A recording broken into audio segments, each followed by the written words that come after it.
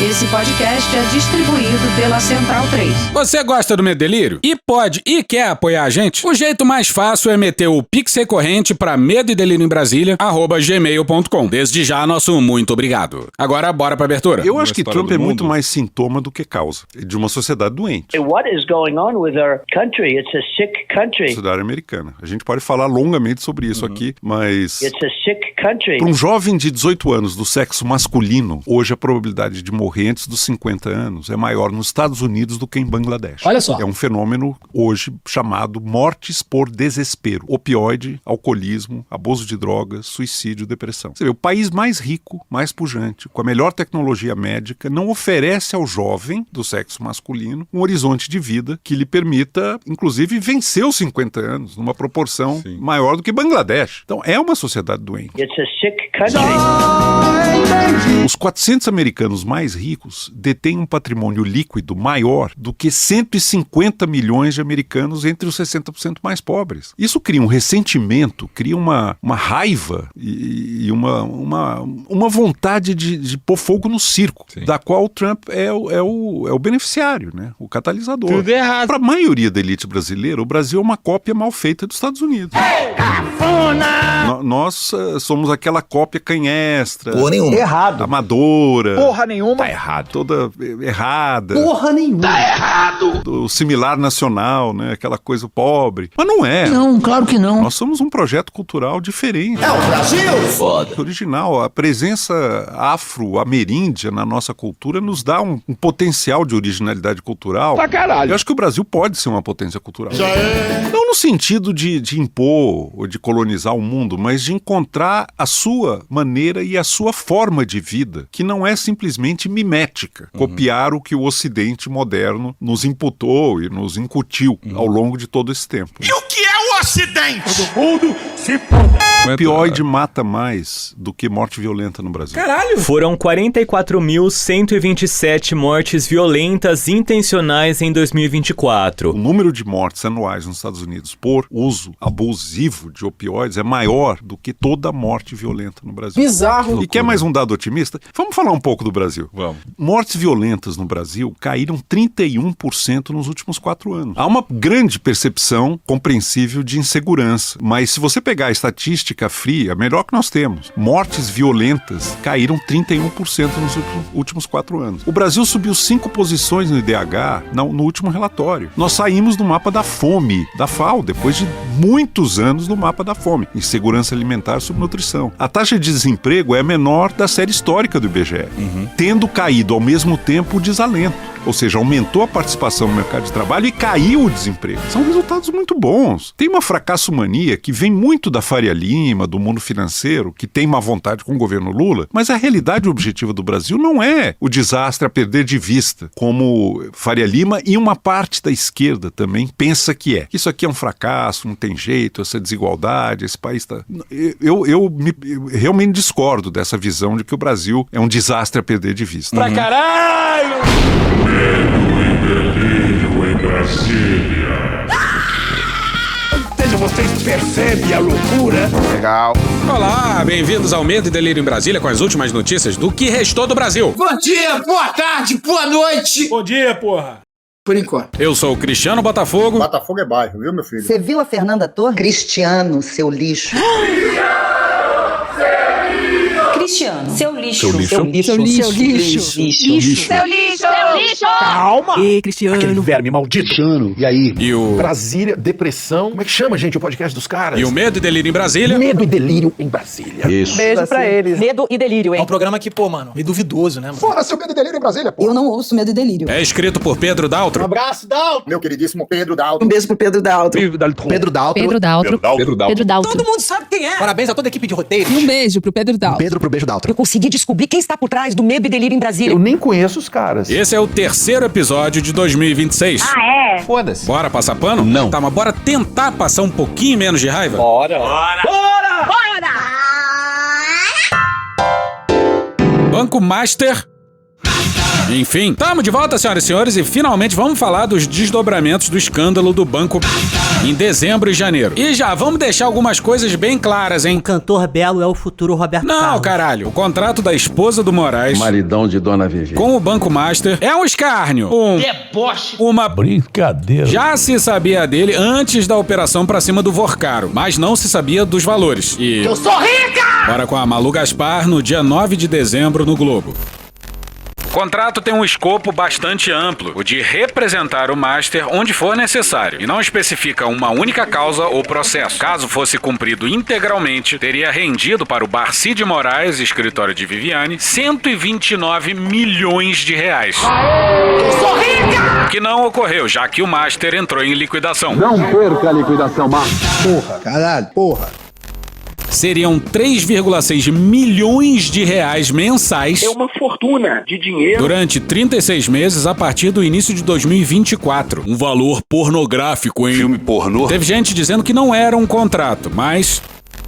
De acordo com informações a que a equipe da coluna teve acesso, é o que consta do documento, que não foi propriamente apreendido, mas estava em formato digital no celular de Vorcaro, entre os arquivos trocados por ele com funcionários do seu banco. Tudo indica, porém, que o escritório foi regiamente pago enquanto possível, porque nas mensagens com a equipe, Vorcaro deixava claro que... Essa eu quero ver.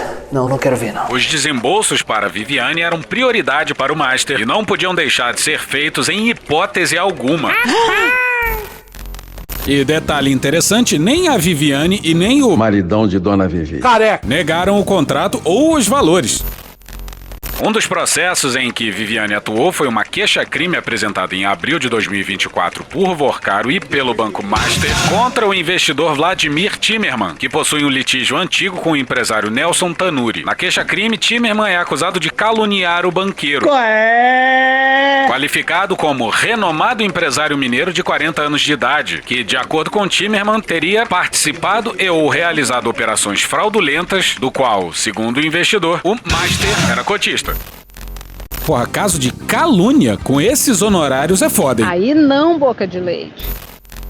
Além da mulher de Moraes, assinam a queixa-crime outros 10 advogados do escritório, incluindo o filho do ministro Alexandre Barcy de Moraes e a filha de Juliana. Aí, dias depois, no dia 22 de dezembro, também no Globo veio outra matéria da Malu Gaspar.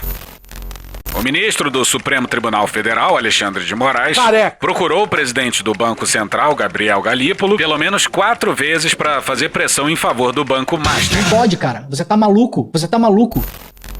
A Malu diz que uma fonte teria ouvido isso do Moraes e que outras 5 pessoas teriam ouvido isso de pessoas do BC.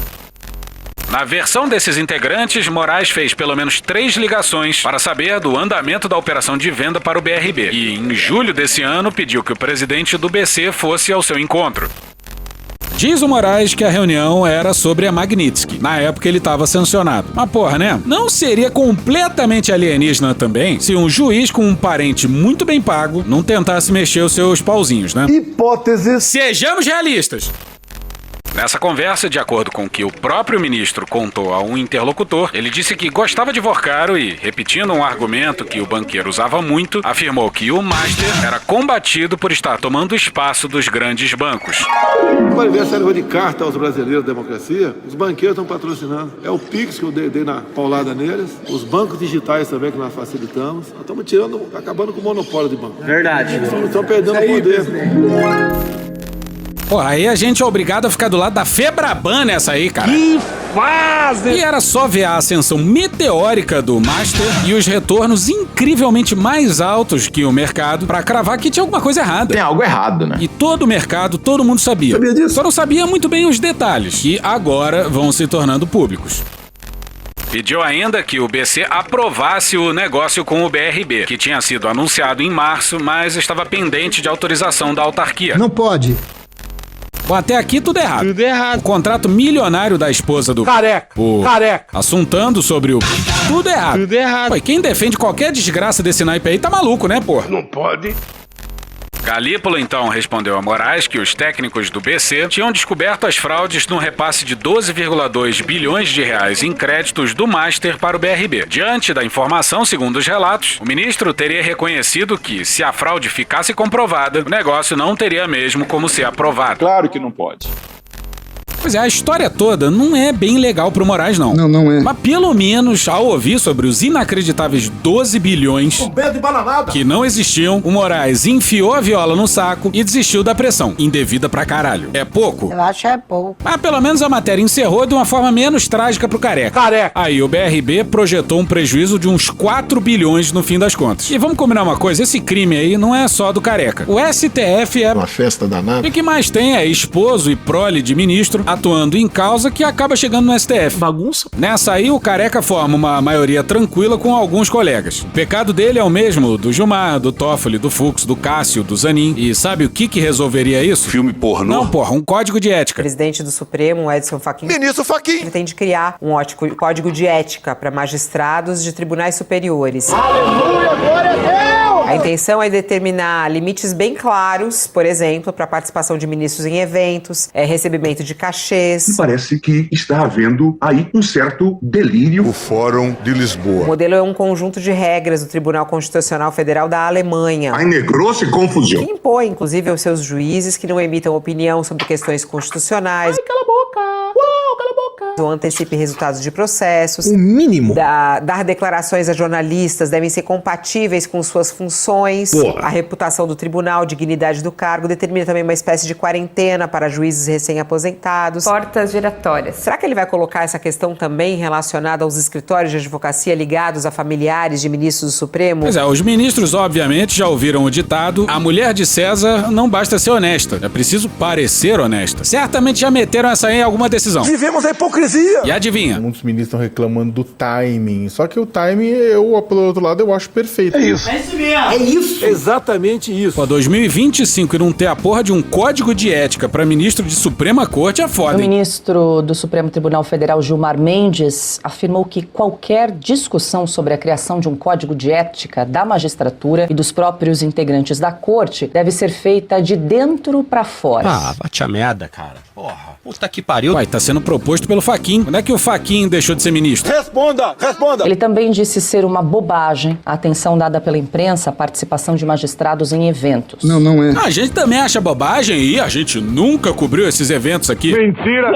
Abre aspas. Uma coisa que fascina muitos de vocês da imprensa é ir a eventos. Acho isso uma bobagem. Eu, como vocês sabem, vou a todos os eventos que eu posso e que me convidam. Não recebo remuneração por isso. Então tudo bem. Então, não tenho essa preocupação. Fode, porra. Fecha aspas. Imagina só, esse aí é o dono do IDP, que tem uma lista enorme de clientes públicos e privados com interesses na Suprema Corte. O IDP que é tocado pelo filho do Gilmar. Aquele filho do Gilmar que tem uma história meio esquisita com a CBF. Exatamente neste momento em que você tem essa discussão é que as instituições têm que dar uma resposta à sociedade. É exatamente em momentos que elas são pressionadas, elas são colocadas contra a parede, que elas precisam dar resposta à sociedade, o que mostra instituições que são permeáveis. Ninguém está querendo aqui neste caso alterar decisões de julgamento do Supremo Tribunal Federal. Ninguém. Está se discutindo o comportamento do Supremo Tribunal Federal e de seus membros. O que está se discutindo é o comportamento dos seus membros. Sou aluno da quinta série. Diante da sociedade. Porra, caralho, porra. Esse debate não é novo. Não é. Essa questão a respeito dos ministros do Supremo Tribunal Federal aceitarem convites, aceitarem viagens, aceitarem caronas de avião, aceitarem mimos e outras coisas mais, Uma festa danada. coloca em xeque, não tenha dúvida nenhuma, a sua isenção. Bastante. Né? Não só em questões de banco master, mas, sabe, a gente está discutindo isso há anos. Eles precisam, na verdade, se blindar disso. Blindagem, né? Eles precisam, na verdade, não aceitar nada disso, e além, sim, temos que o Supremo tem que ter um código de regras a respeito do comportamento dos familiares dos ministros quando as ações deles, principalmente profissionais, tiverem conflito de interesses com a corte. Mas já tem regras. Não tem. Vai ter que ter mais regras ainda para evitar esse tipo de coisa.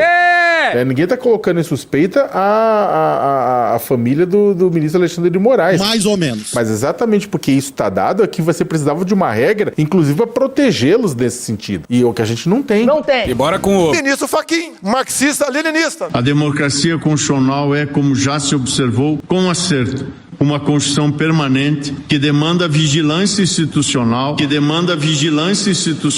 responsabilidade decisória e permanente atenção à legitimidade das Cortes.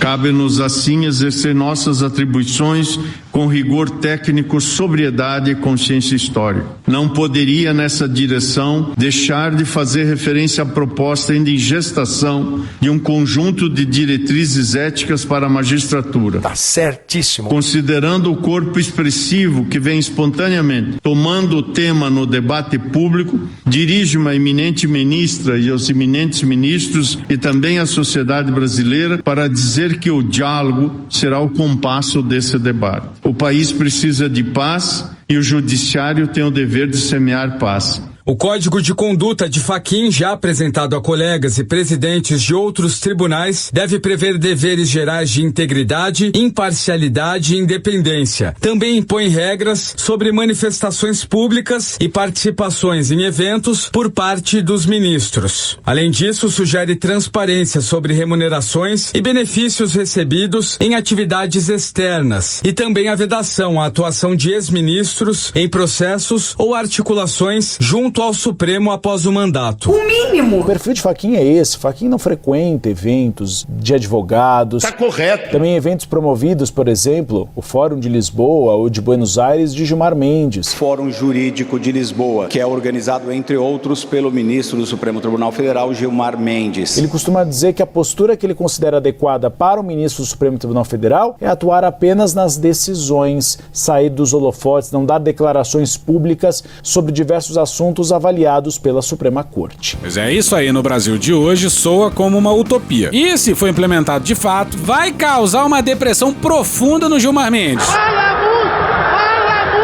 Fachin, marxista-leninista, é muito crítico, por exemplo, de caronas de magistrados em veículos com advogados ou do comparecimento de ministros em eventos do direito, com a presença de advogados que podem arbitrar, pelo menos, por alguma causa avaliada pela Suprema Corte. A avaliação, compartilhada mais de uma vez com integrantes da Suprema Corte, é de que o comportamento prejudica a imagem da Suprema Corte em geral. Muito. O próprio Fachin, trotskista-leninista, como eu disse, evita a presença nessas solenidades ou celebrações. Assim como a ministra Carmen Lúcia, também, que é mais de bastidor. A gente se desviou demais para falar de código de ética para regular essa putaria. Calma. Nepotista que virou a Suprema Corte. Leia a matéria excelentíssima Fux. E que nem fudendo tem a ver só com o careca. Então vamos voltar. Vamos seguir. Não, pô, vamos voltar. Vamos voltar ao ponto. Exato, obrigado. Toda essa história envolvendo a Dona Vivi fez a festa de quem quer ver a caveira do Moraes. Jardineiro paraguaio. Para quê? Paraguaio. Chega! E aí? Festa estranha com gente esquisita, eu não tô legal. Mas o Moraes nasceu com o cu pra lua. Mano, eu não tô doido, não! O ex-jardineiro paraguaio, para quê? Chega! Não só conseguiu reunir os mais abjetos arquirrivais do século XXI. Jair! Elon Musk. Não só ele fez isso, como agora, enquanto o céu parece cair na cabeça dele, um colega de capa preta resolve roubar os holofotes. É o homem da capa preta. Mas bora antes com uma cronologia pra gente entender.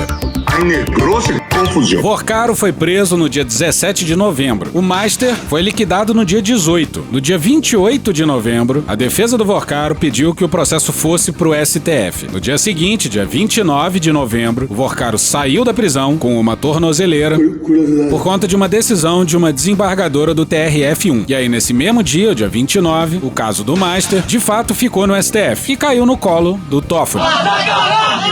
Bora pro dia 2 de dezembro. Dia 2 de dezembro. E o ministro Dias Toffoli do Supremo Tribunal Federal impôs um severo regime de sigilo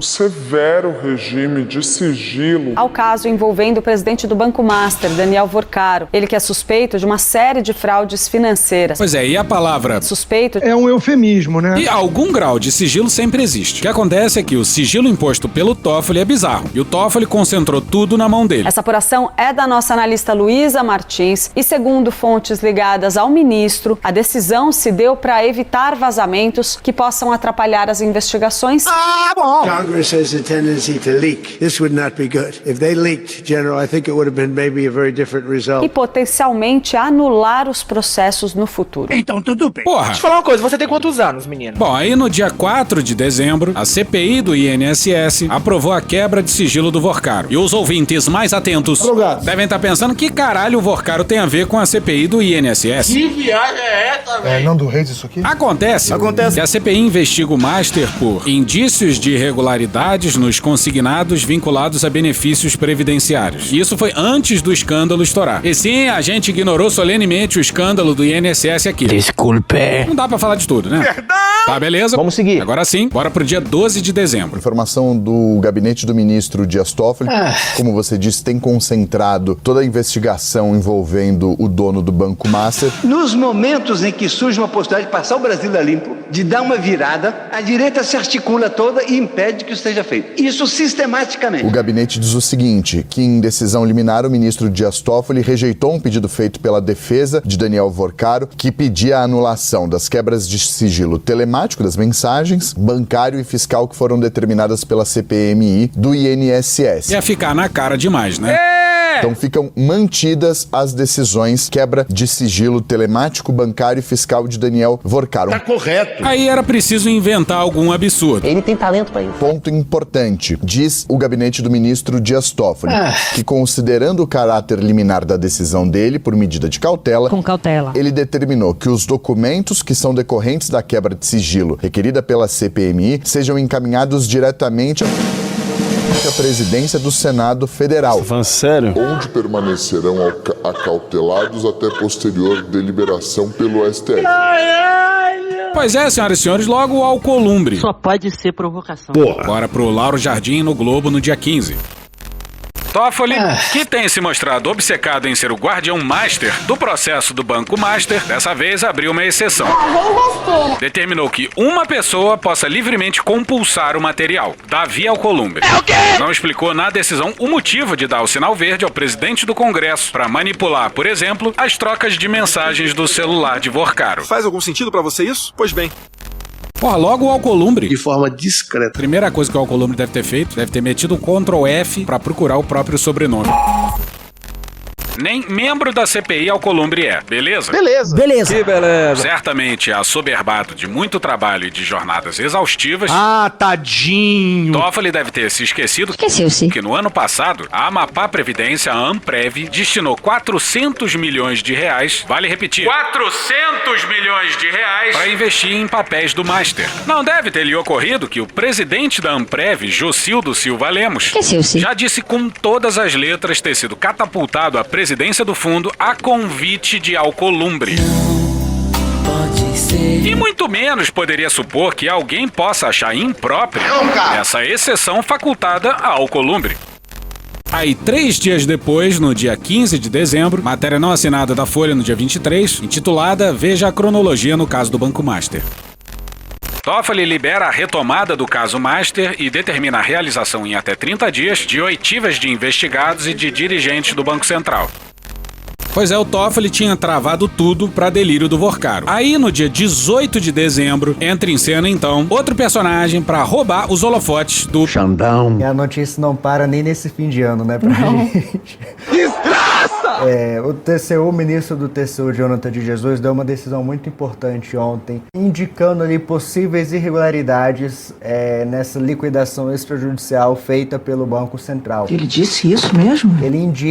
Ele considera a possibilidade de que o Banco Central poderia ter se precipitado. Aí não, boca de leite, porra! Ou feito uma medida muito brusca em relação ao Banco Master e dá 72 horas pro Banco Central explicar alguns pontos. A gente tá falando de um dos maiores escândalos da história do Brasil. Se o Banco Central errou em alguma coisa aí, foi na demora em travar o Master. E a explosão do banco se deu sob a gestão do Campos Neto. Porra, um banco completamente 171. Suspeito. Que criava bilhões em lastro. Suspeito. Se valia de dinheiro de banco público. Suspeito. E da Previdência de Aposentados. Suspeito. E todo mundo meio que sabia que os números não paravam em pé, né? E sim. Sabem sim. Você se ligou que a suspeição aí tá em cima do Banco Central. Ele considera essas possibilidades e já indica, inclusive, que pode expedir medidas cautelares para evitar que o Banco Central avance com essa liquidação. Não perca a liquidação, A gente sabe que é um processo técnico e muito demorado, de certa forma, mas o Jonathan de Jesus já deu essa indicativa que, dependendo da resposta, já pode, inclusive, expedir algumas medidas cautelares. E aqui tem os 5 pontos que o Banco Central vai precisar explicar nesse prazo de 72 horas, que nada é mais do que 3 dias, né? Primeiro, a fundamentação e motivação dessa liquidação extrajudicial, né? O que embasou para o Banco Central tomar essa decisão. Ponto 2, né? Se e como foram avaliadas alternativas de resolução menos gravosas,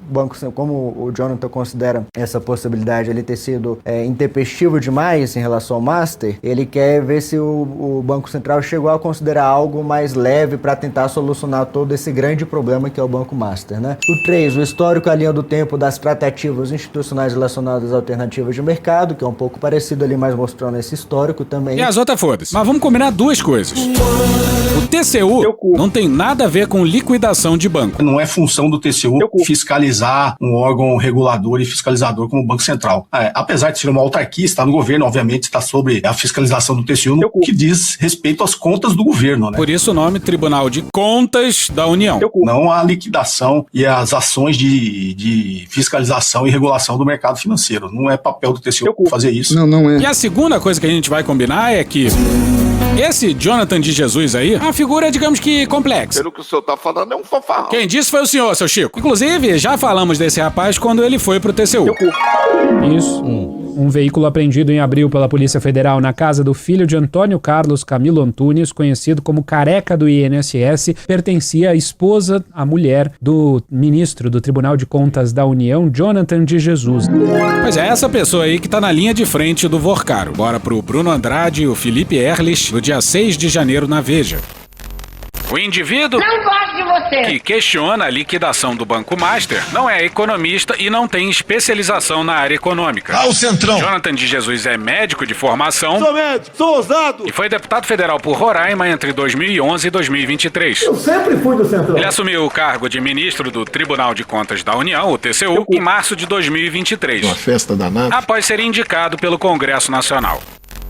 O cara tem 11 anos de Congresso e já conseguiu a aposentadoria dos sonhos dos políticos. Todo político quer entrar no teu cu! Olha só. Mais pra frente você vai entender a razão dos políticos quererem entrar no TCU, né? Então fica combinado. Quando você lê por aí sobre o TCU em relação ao caso Master e não for alguma coisa da área técnica do tribunal, quem tá falando na verdade é o Centrão. A ideia de colocar o então deputado no tribunal partiu da liderança do seu partido, Republicanos, na Câmara dos Deputados. O presidente da casa à época, Arthur Lira, do PP de Alagoas, Arthur Lira é chato! Apoiou a indicação junto com uma série de agremiações partidárias do Centrão e de governistas. Tá muito errado isso. Durante o seu processo de indicação ao TCU, o então deputado do Republicanos defendia uma reaproximação entre o tribunal e o parlamento. E olha que maravilha! Que maravilha! No Senado, a indicação de Jonathan de Jesus ao TCU foi relatada pelo seu pai, Messias de Jesus de Roraima. Aí não dá, presidente. Que é senador e líder do Republicanos. O político recebeu 72 votos favoráveis no Senado. Que beleza. Mas o Brasil é uma grande suruba hereditária. Filme pornô. O ministro do Tribunal de Contas da União, Jonathan de Jesus, enviou mais de 25 milhões em emendas parlamentares para Roraima que sumiram. Desapareceu! Orçamento municipalista. É o caralho. Escafedeus. Pois é, o ministro do Tribunal de Contas da União, senhoras e senhores. É piada, é humor. As emendas foram indicadas quando ele era deputado federal. Muito respeito, muita ausculta. A maior parte foi destinada ao município de Iracema. O Estadão foi até Roraima verificar onde foi parar o dinheiro. Essa aqui é uma das 300 casas prometidas com recursos de emendas parlamentares do senador Messias de Jesus e também do deputado Jonathan de Jesus. O projeto era para ficar pronto no final de 2024, mas até agora a realidade é essa daqui. Quase nada, quase nada. Em vez de 300 casas, só tem essa única moradia onde não mora ninguém até agora. E essa área toda aqui de 36 hectares, que tinha que estar repleta de casas, repleta de pessoas morando, tá assim, ó, coberta por mato, de fora a fora. sem nenhum sinal de que vai ter ninguém morando por aqui tão cedo. Não tinha nada. A prefeitura não apresentou o relatório de prestação de contas de nenhuma das emendas. Transparência acima de tudo. Os planos de trabalho, que deveriam trazer as informações sobre o que seria feito com o dinheiro, são genéricos, contêm erros e nenhum foi aprovado no governo federal. Tudo errado. Aí já tá tudo errado, mas calma que tem mais. E lá vem mais! Nós estamos na zona rural do município de Iracema, mais ou menos 60 quilômetros do centro da cidade, que fica a outros 95 do centro de Boa Vista. Essa estrada aqui é mais uma que deveria estar recuperada com verbas enviadas por meio de emendas do então deputado Jonathan de Jesus, e a situação dela é essa. É golpe. Uma estrada bastante esburacada, de difícil trânsito de carros pequenos e de carros grandes. A emenda foi enviada para o prefeito da cidade, o Jairo Ribeiro, do Republicanos, aliado de primeira hora do Jonathan de Jesus. Jonathan de Jesus chamava o prefeito de irmão. Jairo mandou fazer uma camiseta dessa amizade. Sério? É sério. Quando o ministro foi aprovado pelo TCU. Mais tarde, o ex-prefeito foi preso por compra de votos.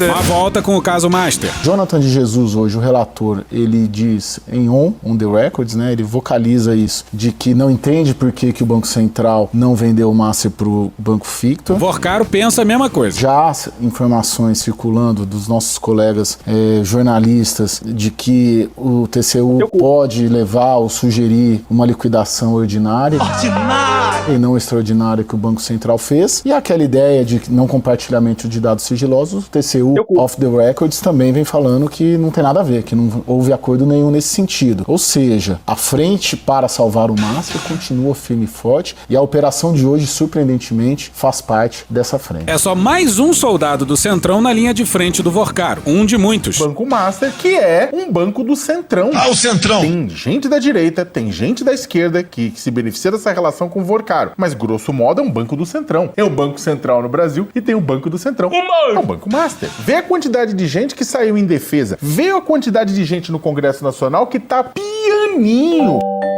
Não. Quietinho, não passa vento. Sabe, de medo, né? Com relação ao desdobramento do caso do Banco Master. Aí vamos olhar para Hugo Mota e sua relação com o Banco Master. Não direta. Mas se a gente for olhar Hugo Mota, se o grande fiador político dele nos mandatos anteriores foi Ciro Nogueira. Bastante complicado. Aquele que queria ampliar o limite de cobertura do FGC com benefício para o Banco Master. Não é possível esquecer que houve emendas apresentadas no Congresso Nacional para permitir a elevação, né, do FGC, da cobertura do FGC de R$250 mil para R$1 milhão por CPF. Os bancos estão pé da vida vai fazer uma rapa no fundo garantidor de crédito, Exato. Não é isso? Para pagar as pessoas que se ferraram com o Banco Master, Exato. O fundo garantidor de crédito paga até 200 mil. Enfim, na verdade o Master fez os bancos de trouxa, né? Porque ele terceirizou pro FGC, que é pago pelos bancos, a falcatrua que ele fez. Os dois maiores aliados de Hugo Mota na Câmara dos Deputados, Isnaldo Bulhões e Dr. Lizinho, líder do MDB, líder do PT. Complicado. Ambos assinam um pedido de urgência, que acabou não prosperando, do projeto para permitir que deputados votassem destituição de diretores do presidente do Banco Central. Mas volta pro Jonathan. O rapaz é o Centrão com sala no TCU. E ele não é o único. Muito adequadamente, na visão desse podcast, o presidente do TCU, por exemplo, é um rapaz de nome Vital do Rego. E a Thaís Herédia, na CNN Brasil, no dia 6 de janeiro, obviamente pulou a quinta série quando colocou como título da matéria dela, abre aspas, Vital do Rego vê TCU sob ataque. Não pode, cara. Mas o Vital do Rego é um parlamentar com muitos mandatos e cujo pai também era político. Esta família é muito unida. Volta pra matéria do Bruno Andrade, do Felipe Erlich, no dia 6 de janeiro, na Veja. Ontem, o ministro Jonathan de Jesus adotou um tom amplamente duro contra a liquidação do Banco Master pelo Banco Central, realizada em novembro de 2025. Petulante. Para o ministro vindo do Centrão, a liquidação realizada pela autoridade monetária é uma exposição sintética de cronologia sem provas documentais. Pois é, como a gente já falou aqui, se teve algum erro foi na demora em liquidar o Master. E como assim não tem prova documental? Os caras forjaram 12 bilhões em lastro, fuderam com um bando de aposentado. O ministro almeja uma reconstrução documental detalhada de todo o passado recente da instituição financeira. A gente só espera que o Jonathan esteja recebendo um gordo honorário do Vorcaro. Presta atenção que é importante, pessoal. No despacho, o ministro procura entender como o BC permitiu o crescimento exorbitante do Master a partir de 2019, ainda na gestão do ex-presidente do Banco Central, Roberto Campos Neto. Uma boa pergunta, né, Campos Neto? Eu sou um voto de 9. Não mete essa não. Para compreender esses pontos, o ministro determina que a área técnica do TCU realize uma inspeção no Banco Central para avaliar o perfil dos investidores institucionais do Master e se os ativos remanescentes da empresa são passíveis de degradação, o que poderia reverter a possibilidade de liquidação. É o mais torre do sonho do Vorcaro. Mas tudo deve ser uma terrível coincidência, Cristiano! Vamos, filho da puta! A decisão gerou uma reação em cadeia. Na manhã dessa terça-feira, o Banco Central recorreu contra a decisão de inspeção do TCU. Exame proctológico completo. Em relação à liquidação do Banco Master. Aí atendeu um camarada que eu não posso admitir que seja da Pelé. No recurso, o BC afirmou que o regimento interno do TCU determina que apenas decisões colegiadas podem determinar inspeções em órgãos federais. Desse modo, o BC cobra uma decisão deferida pela primeira turma do TCU. Depois de ter que peitar uma insanidade do STF, agora o BC tem que peitar uma do TCU. Artilharia pesada. Mas calma que tem um anúncio. Você sabia que o ICL agora tem uma revista? Sabia disso? Sabia não? Não sabia. Pois é, a revista Liberta. A revista é semanal, 100% digital e os textos também estão em áudio. Vai ter reportagens, artigos, textos e análises sobre essa quadra maluca da história, escritas por jornalistas do ICL e outros convidados. Para você assinar, é só entrar em revistaliberta.com.br/v-medo e delírio. V de... Usando esse link aí, você pinga um aqui pro Medo e Delírio também. revistaliberta.com.br/v-medo e delírio. Esse link vai estar na descrição do episódio também. Valeu! Mas vamos pros finalmente. As favas, todos os escrúpulos de consciência. Vamos pular pra noite de 24 de dezembro. Numa noite tão simbólica, teve bomba. Ameaça de bomba no aeroporto de Brasília. Não é essa bomba. Em pleno Natal, o Toffoli resolveu marcar uma acariação no dia 30 de dezembro. Ele é maluco. E é a mais inacreditável das acariações. A acariação era entre o Vorcaro, presidente do Master, Paulo Henrique Costa, ex-presidente do BRB, que é o Banco de Brasília, o Banco do Ibanez e... o Ailton de Aquino Santos, diretor de fiscalização do Banco Central. Pois é, um servidor do BC. O ministro Dias Toffoli errou desde o começo. Errou feio, errou rude. E quando ele convocou a acariação, ele convocou uma acariação. Ah, agora eu entendi. Deixa eu molhar o bico, né? Ficou todo mundo criticando. Você não tá me mostrando pra sair? Tanto os bancos, os economistas, os ex-presidentes do Banco Central, a imprensa especializada, os advogados, grandes merdas, os juristas explicaram o seguinte: só pode haver acariação depois de haver contradição entre depoimentos. Não teve nenhum depoimento. Porra, é isso? Não tinha tido depoimento nenhum, mas o Toffoli mandou mesmo assim fazer a acariação. Meu pau em sua mão. E pior. Calma, que piora. E isso é muito mais grave. Que é o que você estava falando, Colombo. Colocar no mesmo patamar, no mesmo nível, a autoridade fiscalizadora que investigou e mostrou que havia um crime e comunicou isso ao Ministério Público, como deve acontecer, e os suspeitos de crime financeiro grave e tentativa de jogar um rombo de 12 bilhões num banco público, o BRB. Ah, porra! Vocês parecem maluco, porra! Então, isso é... Quando ele falar que vai haver uma acariação, ele errou completamente. Errou. Também o depoimento errou. Errou! Porque o que o Banco Central fez, a pergunta é o seguinte: em que condições nós estamos indo? Vai responder não, puta! O BC tentou entender que porra de acariação era essa. Em que termos o servidor do BC estava sendo chamado. Detalhe, né? Aí o ministro Dias Toffoli disse: não vão como investigados. Mas quem é interrogado por uma autoridade policial ou é testemunha ou é investigado. É óbvio! Se não é investigado, também não foi convocado como testemunha. E é isso que eu chamei de situação kafkiana do Banco Central, que está indo para um depoimento sem nem saber em que condições está indo para esse depoimento. E olha como o caso subiu para o STF. Então, assim, você tem um caso que começou a ser investigado e aí o ministro Dias Toffoli puxa para si todo o caso, baseado num contrato que foi achado na casa do Vorcaro, que não era o alvo da investigação, que seria uma transação imobiliária que não foi concluída, e aí, por isso, uma pessoa com prerrogativa de foro, então sobe pro Supremo. Pode isso, Arnaldo! Mas é por isso que o caso foi pro Supremo. Mas isso é enganar. A tal acariação foi uma atrapalhada atrás da outra do Toffoli.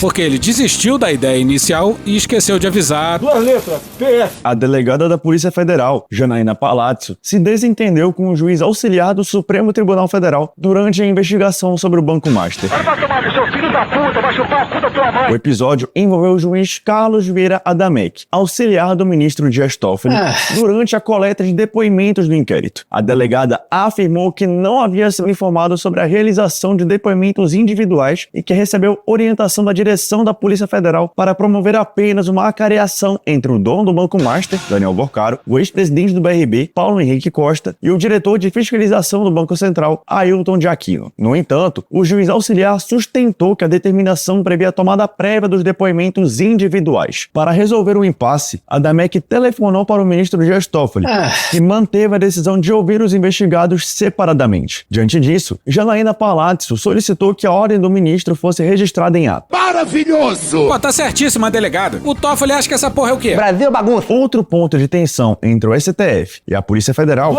envolve perguntas elaboradas pelo próprio ministro Dias Toffoli, que deveriam ser lidas pela delegada durante os depoimentos. E no fim das contas, o Toffoli desistiu do maior absurdo. Houve as oitivas de depoimentos de 3 pessoas, né? Do dono do Banco Master, Daniel Vorcaro, o ex-presidente do BRB, Paulo Henrique Costa, e o diretor de fiscalização do Banco Central, Ailton de Aquino Santos. Mas o diretor do BC acabou sendo dispensado da acariação, não é investigado no caso, isso porque as divergências que foram apresentadas foram entre Vorcaro e Paulo Henrique Costa, e é por isso que os dois foram colocados frente a frente já na noite desta terça-feira. Vamos lembrar, né, que o ministro do Supremo, Dias Toffoli, tinha determinado que os 3 fizessem uma acariação para esclarecer pontos ligados à liquidação, mas essa decisão acabou gerando muito questionamento e críticas a um procedimento que é considerado inédito.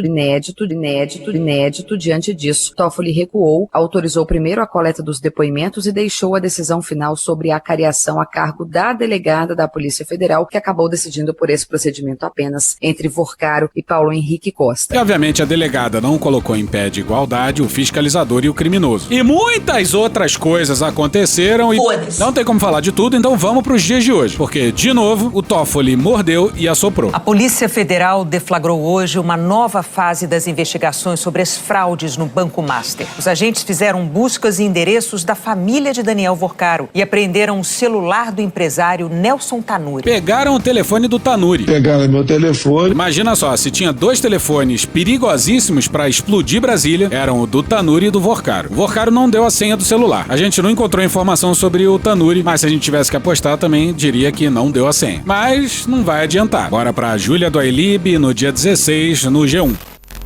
O pânico que tomou conta de Brasília em relação aos celulares apreendidos na operação do Banco Master tem uma razão tecnológica específica. A Polícia Federal é o único órgão com equipamento capaz de acessar o conteúdo de um aparelho, mesmo que ele esteja sem senha e desligado. Enquanto outras polícias dispõem de ferramentas para desbloquear telas, a extração de dados de um telefone desligado é uma barreira técnica muito superior, que apenas a perícia da PF consegue transpor hoje. Para realizar esse procedimento com segurança, os peritos utilizaram um conceito de física conhecido como gaiola de Faraday. Trata-se de uma estrutura metálica, que pode ser uma caixa ou uma bolsa especial, que bloqueia a entrada e saída de ondas eletromagnéticas. O procedimento é vital, porque a extração precisa ser feita sem que o aparelho se conecte a nenhuma rede, Wi-Fi ou dados móveis. Se o telefone entrasse em rede ao ser ligado, o conteúdo poderia ser apagado remotamente por quem detém o controle da conta. Dentro da gaiola, os peritos manipulam o dispositivo isolado do mundo exterior, garantindo a integridade da prova. Yes, science! Folgamos em saber, hein? Que delícia, cara! Tanuri é conhecido por investir em empresas com dificuldades financeiras. Ele tem participação em várias, dos setores de energia, telecomunicações, tecnologia, saúde, petróleo e construção. Também está entre os investigados João Carlos Mansur, fundador e ex-executivo da REAG Investimentos. Segundo a investigação, a REAG foi parceira do Banco Master na administração de fundos e é suspeita de participação nas fraudes financeiras. Ela já era investigada desde o ano passado por indícios de envolvimento com o PCC. E o Tanuri pode explodir Brasília inteira. Só que o Banco Master, do outro lado, ele estava fazendo coisas absurdas. Ou seja, ele está envolvido no caso da Ambipar, né? Ele está no negócio da Gafisa, está no negócio da Light, quando eu falo só em investimentos, digamos que seriam muito arriscados do ponto de vista da gestão financeira. É só que ele começou a também atuar no mercado e fazer manipulações, como foi identificado inclusive pela CVM, né? No caso da Ambipar, ele junto com o Nelson Tanuri e o controlador do grupo Ambipar inflaram o preço das ações, né? Para que elas se valorizassem muito rapidamente, elas valorizaram 800%, e descobriu-se depois, inclusive, por uma investigação da CVM, né? Que foi manipulado o mercado, porque o investidor Nelson Tanuri precisava dessa valorização, porque ele estava dando em garantia as ações da Ambipar na privatização da SEDAI, né? Na Companhia de Água e Energia aqui de São Paulo. Então você vê que todo esse mundo político começou também a se envolver nisso. Então as privatizações, né? E inclusive a SEDAI agora vai ser incorporado pela Sabesp, né? Eu já fiz grandes críticas sobre a privatização da Sabesp. Então ele começou a operar esse mundo político também como forma de ganhar dinheiro. Aí adivinha quem é o maior doador da campanha do governador Tarcísio? Não tô nem aí. Um cunhado do Vorcaro, que foi brevemente detido nessa semana na mais recente fase da operação. E lembrando que a operação foi pedida não pelo Toffoli, mas pela duas letras. Dias Toffoli autorizou os mandados contra o Vorcaro depois de um pedido de reconsideração da PF, que havia recebido uma negativa anterior do ministro. Mas aí veio outro absurdo toffoliano. Bizarro, né, que um ministro tenha autorizado uma operação da Polícia Federal e depois tenha pedido para que todo o conteúdo apreendido pela Força Policial, que é a instituição responsável por investigação, encaminhe tudo para ele lacrado, para ele decidir o que fazer. E tá de brincadeira, né? Pô, brincadeira. Tá muito de brincadeira. Cadeira não tá tendo. O que o Toffoli quer com isso? É a polícia que é capaz. A polícia pegar os celulares, pegar o celular do Fabiano Zettel, pegar os dados do Vorcaro, pegar os dados dos familiares, de tudo, e investigar. Do Tanuri, do Mansur, tudo, e investigar, verificar conexões. O que o Toffoli quer fazer com isso? Por que o Toffoli pediu pra tudo estar lacrado e pra ele? Esse tipo de comportamento começa a levantar suspeitas contra o ministro do Supremo Tribunal Federal. Pra caralho. Por que ele tá fazendo isso? Eu quero saber. Eu quero saber. Sabe? Fico pensando um pouco o que as autoridades da Polícia Federal estão pensando agora. Eles vão ter que, então, isso já aconteceu alguma vez antes na história? Como vão agir agora? Eles não vão poder acessar nada antes do STF chegar? Isso pode virar eu não saberia... costume? Tem alguma coisa que proíba isso? Não sei.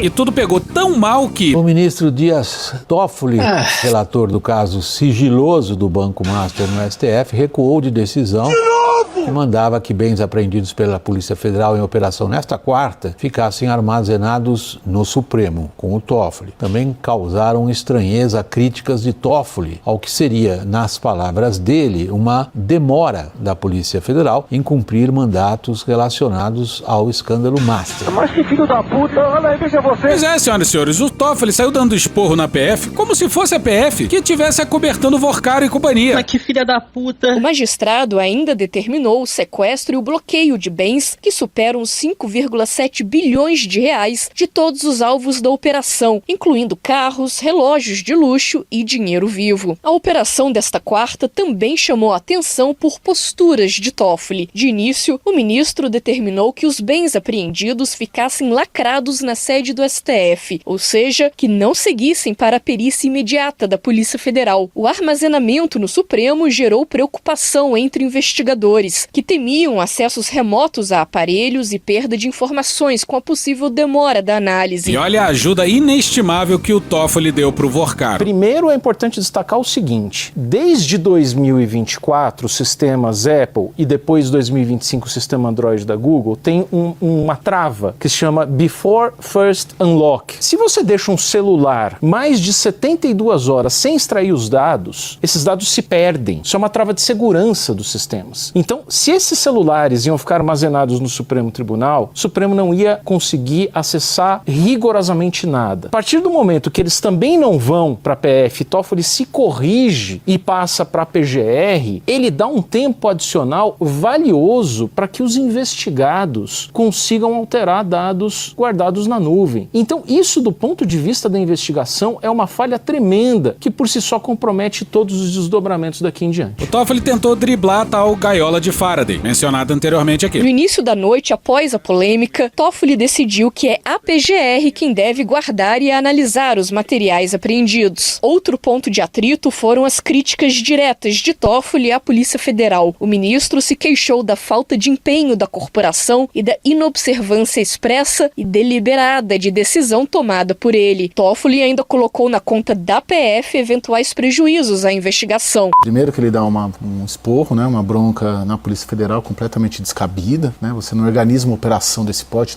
Ele acusa ela de corpo mole, em boa. Exatamente. E se você não organiza uma operação dessa da noite pro dia. Segundo, a decisão esdrúxula de levar tudo lá pro gabinete dele. Faz o menor sentido. Depois vê que fez bobagem e a pressão aumenta, a crítica aumenta, ele recua, né, e aí determina que é pela PGR abrindo espaço para que a nuvem fosse feita. Ou seja, a gente acordou até achando que ele, poxa, agora ele vai limpar tudo que ele fez. Não, foi uma sequência. E afinal, o que caralhos o Toffoli quer com esse show que ele deu desde os primeiros dias de dezembro? O que a gente percebe é que tem uma série de situações que geram até crises, ainda não ao ponto de uma crise, mas desgastes muito grandes, desgastes institucionais que podem futuramente terminar gerando nulidades desse processo. As ações que podem futuramente ajudar até na anulação de decisões estão sendo adotadas por autoridades do STF, Supremo Tribunal Federal e do Tribunal de Contas da União. Por exemplo, o ministro Dias Toffoli foi protagonista mais uma vez de algo que já é observado pela defesa de Vorcaro. Quando a gente conversa com juristas e advogados, já foi o ministro Dias Toffoli protagonista da confusão mais recente e mais uma vez com atitudes sem parâmetro. Atitudes que causam espanto em muitos dos segmentos que estão envolvidos nesta apuração e nesta investigação sobre o Banco Master. Bom, aqui a gente fez questão de mostrar o quão suspeito é esse desfile de insanidades que o Toffoli vem fazendo dos primeiros dias de dezembro até aqui. Mas ficou pro final o mais absurdo de toda essa história, hein? Porque no dia 29 de novembro, no mesmo dia em que a defesa do Vorcaro pediu que o caso dele fosse pro STF, aconteceu isso aqui, ó. O ministro Dias Toffoli foi a Lima, no Peru, assistir a final da Libertadores de carona em um jatinho com o advogado de um dos diretores do Banco Master. Que beleza! E aí começa um grande show de suspeição do Toffoli. Toffoli, que é relator do caso no Supremo, disse a interlocutores que quando embarcou ainda não havia sido sorteado para tratar do assunto. Então tudo bem. E que não conversou sobre o tema com o advogado Augusto Arruda Botelho em nenhum momento da viagem. Objection, Your Honor. That's irrelevant. Segundo Augusto de Arruda Botelho, os passageiros do voo estavam lá como torcedores do maior time do mundo, a Sociedade Esportiva Palmeiras. Imagino que Pedro Daltro aí tenha feito já a objeção de cara e, continuando, segundo Augusto de Arruda Botelho, não teria nada de errado em dividir um jatinho com o Toffoli. O advogado não, né? Fazendo o trabalho dele ali. Mas pro Toffoli, o Toffoli num jatinho qualquer já tá errado. O Toffoli num jatinho com um advogado com causas no STF, porra, aí não dá. Não dá. Não tem explicação que dê conta disso, hein? Não tem. A não ser que a gente ache que tá tudo bem um juiz de uma Suprema Corte ficar viajando por aí em jatinho de ricaço. Pô, por que caralhos o Toffoli não pagou uma passagem em voo comercial pra ver o time dele? Até parece que não tem dinheiro, porra. Mas calma que pior ainda, hein? Um fundo usado pelo banco e ligado a parentes do ministro do STF, Dias Toffoli, também está sob suspeita de fraude. Ah, vai pra puta que eu pariu, porra! A informação é do jornal Folha de São Paulo. O Arlin Fundo de Investimentos teve, pelo menos até maio de 2025, ações da Tayaya Administração e Participações, responsável por um resort em Ribeirão Claro, no interior do Paraná, que pertencia, em parte, a 2 irmãos e um primo do ministro do Supremo. O Arlin e todos os demais fundos da Teia têm como administradora a REAG, que é investigada na Operação Carbono Oculto, por suspeita de lavar dinheiro para a facção criminosa PCC. A REAG que está envolvida não só com o PCC, mas também com o Master. Olha, segundo fontes da Polícia Federal, o Master aprovava empréstimos para empresas envolvidas na fraude. E o dinheiro era aplicado em fundos da Reag Investimentos. Os gestores usavam esses recursos, isso é o que diz a investigação, para comprar ativos baratos por valores muito acima do que eles valiam. Em alguns casos, a supervalorização chegou a 150.000%. Caralho! Segundo o investigador. O dono do ativo tinha ganhos exorbitantes e investia em outros fundos, até chegar na carteira de pessoas ligadas ao Banco Master. A Folha fez uma reportagem e mostrou que duas empresas ligadas a parentes do ministro Dias Toffoli, do STF, tiveram como sócio um fundo de investimento conectado a essa teia usada pelo Banco Master em fraudes investigadas por autoridades. A reportagem da Folha procurou a assessoria do STF e perguntou se Dias Toffoli tinha conhecimento dessas conexões e se ele considera que as informações criam algum tipo de empecilho para a condução do caso, mas o ministro ainda não respondeu. Por que será? Mas o Toffoli nem se deu o trabalho de responder. Respondam! A gente tá falando o tempo todo calma que piora, mas calma que piora. O Estadão revelou, e ele fala com todas as letras, afirma que o ressorte dos irmãos do Toffoli, o Tayaya, né, é impressionante, como sempre, os ministros nunca tem nada, mas o filho dos ministros, a esposa dos ministros, os irmãos dos ministros enriquecem e juntam patrimônio numa velocidade que nem os maiores investidores, empresários, etc. no Brasil conseguem. Mas vamos lá, o ressorte multimilionário dos irmãos do Toffoli, que eles são, né, um dos sócios, eles venderam a participação deles há um tempo atrás. Tinha aparecido o nome de um cara ligado a JBF, não sei o que, etc., dos Batista lá. Só que é o seguinte, o que o Estadão revelou? Presta atenção que isso aqui é importante. O verdadeiro dono do fundo que comprou a participação dos irmãos do Toffoli, comprou por milhões e milhões e milhões de reais, é simplesmente o Fabiano Zettel. Ah, vai se lascar, porra! Eu vou simplificar pra vocês poderem entender. O cunhado do Vorcaro foi ele quem comprou e pagou milhões de reais pros irmãos do Toffoli na participação do resort Tayaya. Porra, é ou não é um enorme show de suspeição por parte do Toffoli?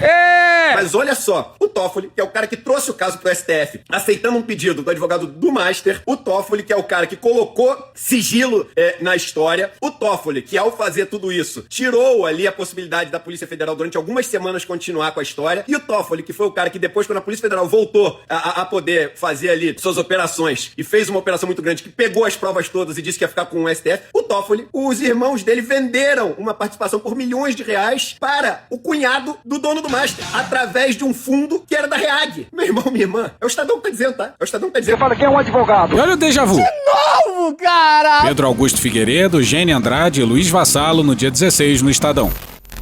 Procurados, o ministro Dias Toffoli, seus irmãos José Carlos e José Eugênio Dias Toffoli, a administração do resort e a Reag não se manifestaram. Acabou a entrevista? Acabou a entrevista. Com talvez... Um cenário hipotético apenas, hipotético. Isso aí, explique por que o Toffoli quer tomar conta da investigação. O famoso... Quem tem cu tem medo. Fabiola, você sabe que o Dias Toffoli, ele se tornou uma das mais eloquentes evidências de que o poder sobe a cabeça quando encontra um espaço vazio. Caralho! Esse ministro do Supremo, ele se afeiçoou tanto ao erro que já nem se preocupa em cometer erros novos. Ele tomou gosto pela reincidência, comete erros antigos. No ano passado, o Toffoli enfeitou um evento pseudo-jurídico patrocinado pelo Banco Master em Londres. Olha só que legal. E até hoje não se sabe quem pagou essa viagem do Toffoli. Havia outros ministros lá, Gilmar Mendes, por exemplo. O Alexandre de Moraes estava também nesse evento de Londres. Né? Tudo errado. O Alexandre de Moraes, cuja mulher, a Viviane Barsi, Dona Vivi, compõe o grupo de advogados contratados pelo Banco Master. Né? E aí, há 10 dias, com a cabeça nas nuvens, o Toffoli voou num jato privado para a final da Taça Libertadores, em Lima, com o advogado de um diretor do Master. No campo, o Toffoli assistiu à derrota do Palmeiras. Ele é palmeirense, derrota do Palmeiras para o Flamengo. E 2 dias depois, de volta a Brasília, ele perdeu o recato. Ele avocou para si o inquérito sobre a fraude de 12 bilhões de reais do Banco Master, travou as investigações da Polícia Federal e colocou essa encrenca toda sob sigilo máximo. De duas uma, uma, Fabiola, ou o país está diante de uma sequência impressionante de coincidências maliciosamente interpretadas, ou uma certa toga do Supremo se tornou a toga certa aos olhos de investigados graúdos, Fabiola. Não fica bem, sobretudo quando o ministro envolvido decreta sigilo absoluto de um caso, como esse do Banco Master, que ele avocou para si e praticamente inviabilizou as investigações, travou as investigações. A Polícia Federal teve que suspender todos os procedimentos que realizava e agora só pode dar um passo se tiver autorização do ministro Toffoli. E bora pros finalmente. O problema é como chegamos até esse ponto, né? Como você muito bem colocou, essa promiscuidade entre o mercado financeiro, a Faria Lima, a parte podre da Faria Lima, porque tem muito banco sério na Faria Lima, né? Mas a parte podre da Faria Lima no mercado financeiro que acaba fazendo operações espúrias, completamente descabidas, né? E quem deveria regular isso acaba sendo no mínimo omisso, porque antes de escalar para a parte política, vamos por graus, né? Porque temos também uma parte de controle, uma parte de auditorias. Temos, por exemplo, o Banco Central, que deveria auditar, deveria verificar, né, o que os bancos estão fazendo ou deixando de fazer. Temos a CVM também, a Comissão de Valores Imobiliários, já que o Master era listado, né? Temos e outras empresas conectadas ao Master, com clínicas, por exemplo, é uma empresa que comprou um número considerável de papéis do Banco Master e vai ter problemas. Então, todas as empresas listadas, cadê a CVM para dizer, olha, isso está muito errado, né? Para botar a boca no trombone. Mas temos também, por exemplo, as agências de classificação de risco, né? As agências de rating, cadê Standard & Poor's, Fitch, etc., que até poucos meses atrás elevaram o risco de crédito, ou melhor, a qualidade do crédito do Banco Master. Disseram para os investidores, olhem, comprem papéis do Banco Master, porque eu garanto, né? A garantia sou eu, diria. Então, chancelaram, carimbaram tudo isso. E aí, depois disso tudo em relação ao Toffoli, alguém lembra do Careca nessa história toda? Não me recordo. Pois é, o Cabeça de piroca! É um sortudo do caralho. Quando ele enfim entrou na mira, o Toffoli e o Jonathan de Jesus surgiram espalhafatosos pra roubar a cena. E certo tava o Darcy. Nos momentos em que surge uma possibilidade de passar o Brasil a limpo, de dar uma virada, a direita se articula toda e impede que isso seja feito. Isso sistematicamente. E acabou esse episódio. Tchau pra vocês. Vem logo o carnaval. Semana foi pesada, cansado de trabalhar. Na sexta-feira à noite paro no primeiro bar. Ligo pros amigos, olha só, eu tô aqui. Tem só um que eu não ligo, pois nunca pode sair. Tchau pra vocês. Vem, pianinho. E hoje a gente fica por aqui. Esse episódio do áudio de uma caralhada de gente. Muito obrigado a todo mundo. Bom final de semana pra geral. Chegou o fim de semana, todo mundo vai sair. Só não vai Jair. Thank you! Se quiser e puder, pinga um lá pra gente no apoia.se/Medo e Delírio, no patreon.com/Medo e Delírio em Brasília, na Orelo ou no Pix Medo e Delírio em Brasília@gmail.com. Porra, doação ao caralho, porra. Não tem nem dinheiro pra me comprar um jogo de videogame, moro, cara? Assina o nosso feed no seu agregador de podcast favorito e dá uma olhada nas nossas redes sociais. E também no loja.medoedelirioembrasilha.com.br. Eu sou o Cristiano Botafogo, o Medo e Delírio em Brasília é escrito por Pedro Daltro e produzido pelo Guilherme Gandolfi, @Gui Frodo nas redes sociais. Bora passar pano? Não. Mas bora passar menos raiva? Bora! Me permite uma parte? Não lhe dou a parte. Bora ouvir a Caroline Sardá. Todo mundo já reparou que toda vez que a Polícia Federal começa a investigar corrupção, lavagem de dinheiro ou crime organizado, sempre aparece um político atacando o monitoramento da Receita Federal. E que um dos mais recorrentes é Nicolas Ferreira. Sempre que se fala de cruzamento de dados bancários, transações suspeitas ou fiscalização financeira, ele surge preocupadíssimo com o Estado monitorando contas. Aí eu te pergunto, quem tem tanto a perder com fiscalização financeira? Porque, para quem não sabe, a Receita Federal funciona como radar das investigações financeiras. Ela cruza dados de PIX, bancos e declarações de imposto de renda para identificar movimentações incompatíveis com a renda declarada. Quando ela encontra indícios de sonegação, lavagem de dinheiro ou uso de laranjas, a Receita produz relatórios e encaminha para a Polícia Federal e o Ministério Público. Ou seja, muita investigação criminal começa ali. Então, atacar o monitoramento da Receita é tentar impedir que o alerta chegue à Polícia Federal. É como se a Receita fosse o alarme e a PF o bombeiro. E quem ataca o alarme geralmente sabe que tem incêndio vindo. Essa pulga atrás da orelha cresce quando Alan dos Santos, youtuber bolsonarista ex-Terça Livre, acusa publicamente Nicolas e diz que os negócios da família dele deveriam ser investigados. Não foi a esquerda, não foi a oposição, foi alguém de dentro do próprio campo político. Depois, outro vazamento veio de onde menos se esperava, na CPMI do INSS da Mari Damares Alves denunciou que igrejas aparecem envolvidas em esquemas de fraude. O resultado foi chamada de linguaruda por Silas Malafaia. De novo, ninguém ali é esquerda. Tá sendo uma briga interna. E quem pediu a CPMI do INSS, queria controlar a narrativa e não ganhou a relatoria e depois sumiu do assunto? Nicolas Ferreira. Enquanto isso, investigações da PF, segundo reportagens recentes, passaram a apontar conexões entre o Banco Master e pastores ligados à Igreja da Lagoinha, especialmente em esquemas de empréstimo consignado do INSS. Um desses nomes, inclusive, foi preso tentando sair do país fugindo para Dubai. Dados públicos mostram que ele foi um dos maiores financiadores de campanhas de Jair Bolsonaro e Tarcísio de Freitas. Nada disso está escondido. São fatos públicos, investigações em curso e conflitos internos expostos por eles na mídia. Traduzindo, se você é motoboy, faxineira, cabeleireira, vendedor, microempreendedor ou trabalhador honesto, o monitoramento da Receita não é um problema seu. Agora, se você movimenta dinheiro de origem ilícita e usa igreja, banco e política como fachada, aí a fiscalização vai ser um problemão. Em resumo, quem trabalha honestamente não teme fiscalização. Quem vive de esquema, teme. Ou como diz o ditado, onde tem fumaça, tem fogo. Acabou? Não. Salve, salve, turma do Medo e Delírio, todos os ouvintes também. Meu nome é Bianca Borges, sou presidenta da União Nacional dos Estudantes e hoje estou aqui nessa vírgula para falar de um papo sério. As 69 universidades federais do Brasil, instituições fundamentais para a formação de novas gerações de profissionais, para o desenvolvimento de pesquisa e ciência, sofreram um corte de mais de 488 milhões no seu orçamento para 2026. O resultado? Laboratórios sucateados, dificuldade até mesmo de pagar contas de água e de luz e um país sem perspectiva de futuro. Para além desse corte da estrutura das universidades, a permanência estudantil também sofreu um corte de 100 milhões, o que vai completamente na contramão de tudo que se avançou no Brasil para democratizar o acesso ao ensino superior e a nossa necessidade de, a partir da educação, combater as desigualdades sociais. Então, este é um tema de mobilização da União Nacional dos Estudantes para esse ano. Nós chamamos todo mundo para defender a universidade pública, porque defender a universidade é defender a soberania, é defender o futuro do Brasil.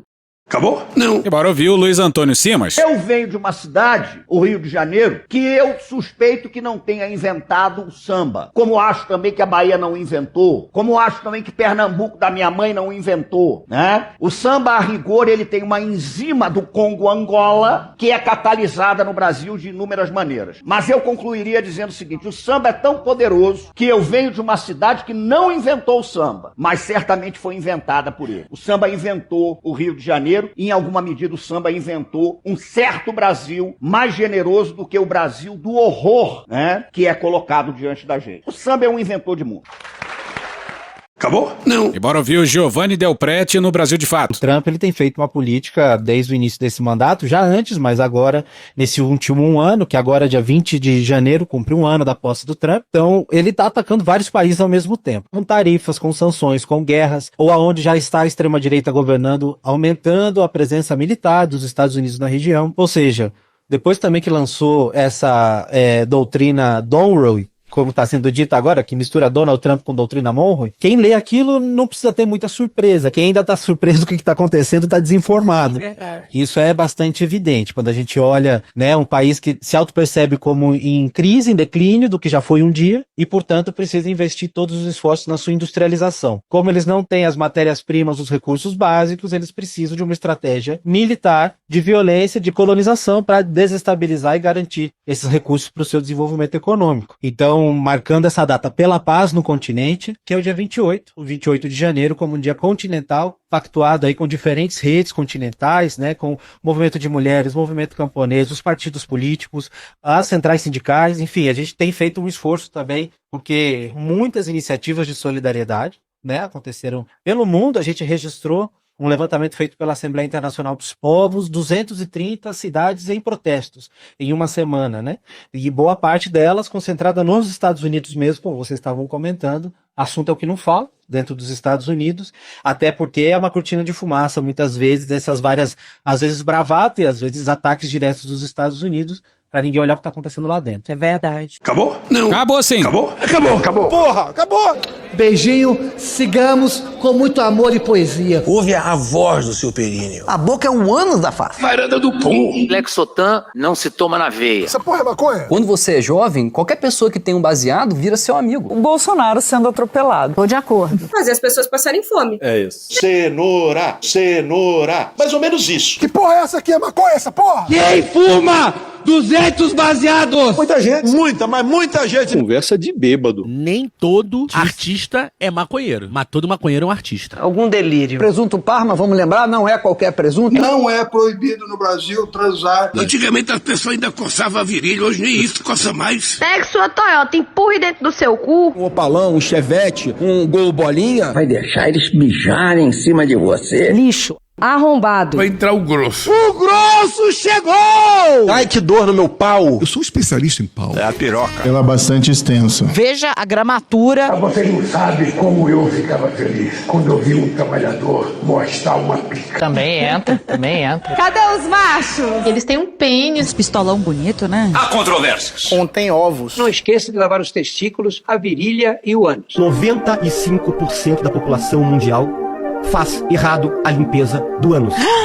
Os galináceos têm pênis. Tem graça esse final? Não, né? Desculpa. Desculpe. Espera um pouco, querido. Espera só um minuto. Só um minutinho. Estamos esperando aí. Calma, relaxa. Pronto, tá bom. Era isso.